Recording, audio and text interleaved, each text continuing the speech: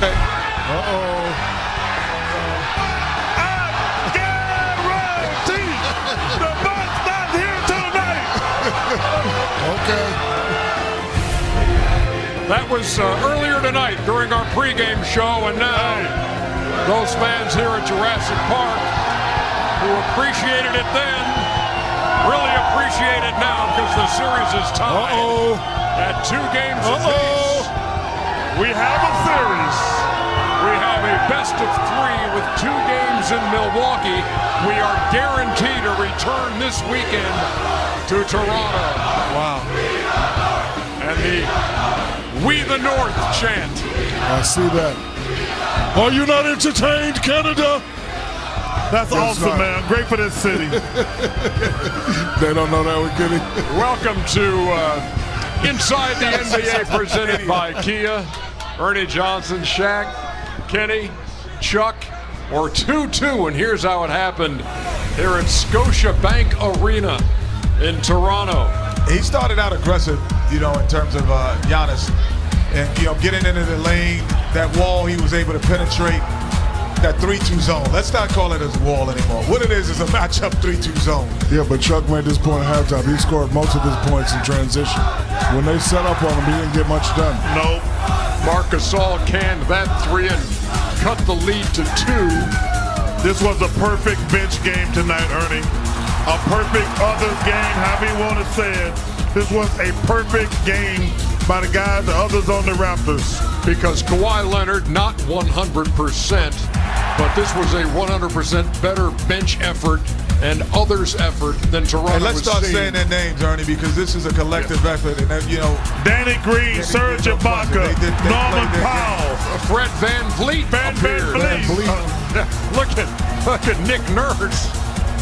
Couldn't believe what he was seeing. Yeah, and here's Van Vliet again, just attacking, allows Ibaka get the shot. Last game, he would stay on the perimeter, wouldn't even attack, and wouldn't allow Ibaka to even get that shot off. Ibaka's high for this series had been 8.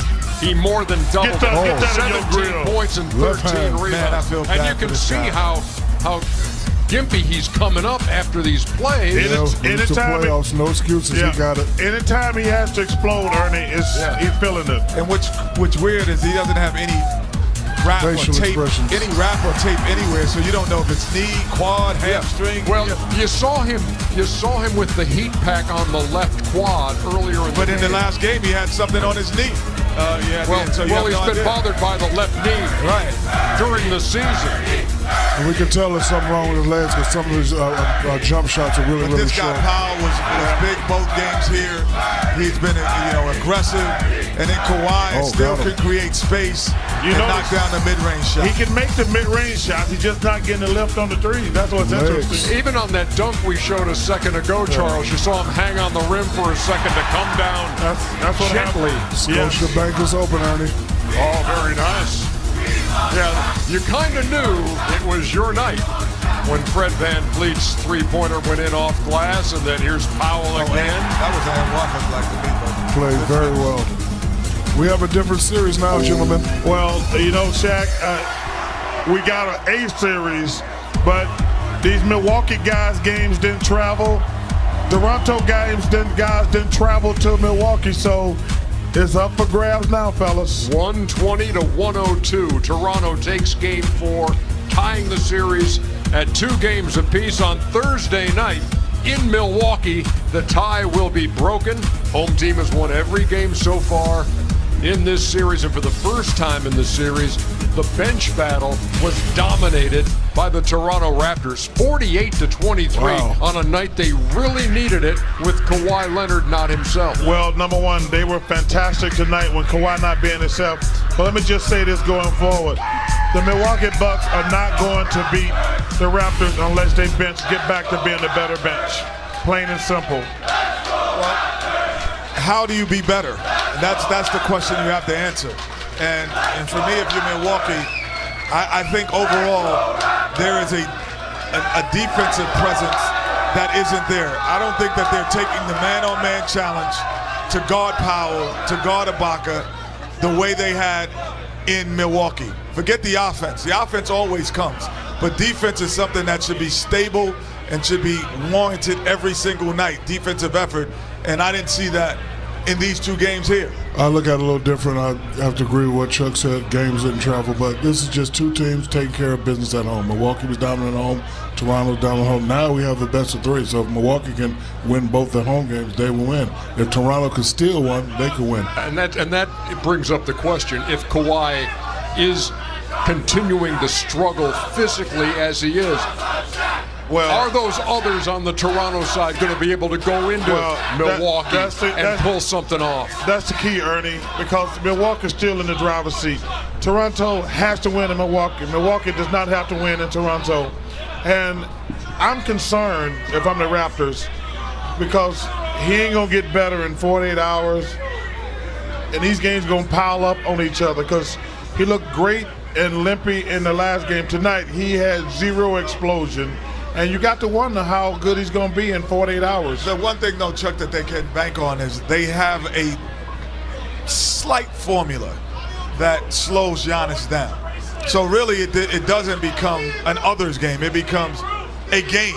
And everyone has to contribute because Giannis isn't being the 40-point Giannis in this series either. This is why I disagree with you a little bit because of the stats Ernie just showed. The Milwaukee bench was killing these guys in Milwaukee.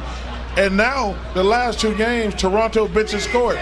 Even as Giannis, like you said, your point is right. Giannis is not dominating, but that bench got to play better. They just can't play good at home. 120 to 102. Toronto Raptors have evened the series in the Eastern Conference Finals. Golden State Warriors waiting for the winner of this series. I will never get tired of looking at Charles Barkley's eyebrows. Thank you, Samantha. Hey, let me show you how to make them delicious too. Thankfully, we were just showing you. Bulldogs, he's on the way. Bulldogs. Notice the manicure too. Really? Bulldogs, he's on the way.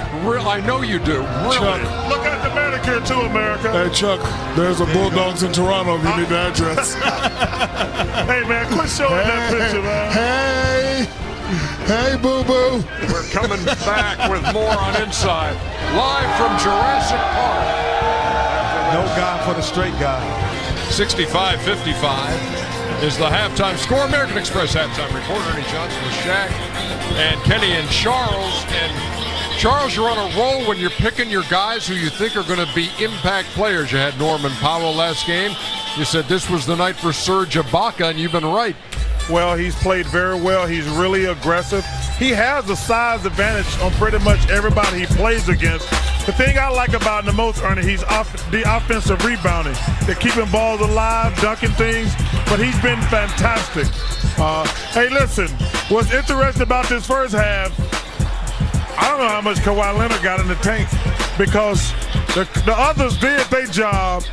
They just got to keep it going. Hopefully Kawhi can bring them home or they can keep it going because, to me, he didn't look physically great in the last game. Yeah. He looks exhausted tonight. But the others have done their job. We just got to see, number one, can they keep it going? Or, you know what? Shaq and I know some nights you don't have it, but you know when the game's on the line, it's coming to you. Let's get the American Express teammates before we get to you because I know you want to talk about the supporting cast. For the first time in this series, Toronto is winning the bench battle. It's 28-8 in the first half of this game. You saw Serge Ibaka, by the way, with 12 in the first half on 5 of 9 shooting. His high in the series was 8, so he has delivered here in Game 4 as the Raptors try to even things up with the Milwaukee Bucks. Yes, the Toronto others have come to play. Chuck knows they need to play well. We all know they need to play well. They've come to play. This guy right here makes me so mad. 18 in the first half. He could do this every night. He just doesn't bring it every night. But guess what? He's bringing it tonight when they need it. They know he's playing great. This guy right here, when they get the ball, they push it. Everybody's saying, we're not looking for Kawhi. The shot is open. Go to the hole. They're playing well. They're playing with confidence. And let's name some of these guys like... well, I don't know that name because I'm not Canadian. Van Vliet hit the Van Vliet right there. And Norman Powell and Ibaka. Those are the guys who've been fantastic tonight. They ain't been playing well enough for me to memorize their name, but I'm gonna memorize their name after the name. Tell them, Kenny. Tell them, Kenny. You got to step up. The playoffs is where you make your fame, right, Kenny? No, you make your name in the regular season. I can't wait to see what you do at halftime, because your pregame was so spot on about building the wall against Giannis. Yes. So what are you looking at here at halftime? Well, we always talk about playing aggressive, and there's a method to that. What does that actually mean? How do you change your mentality? And this is it. I think if you're Danny Green, you freeze it here. This is a three-point shot. But when you have the option to take a three-pointer or a layup, this is what you call being aggressive to try to get yourself back.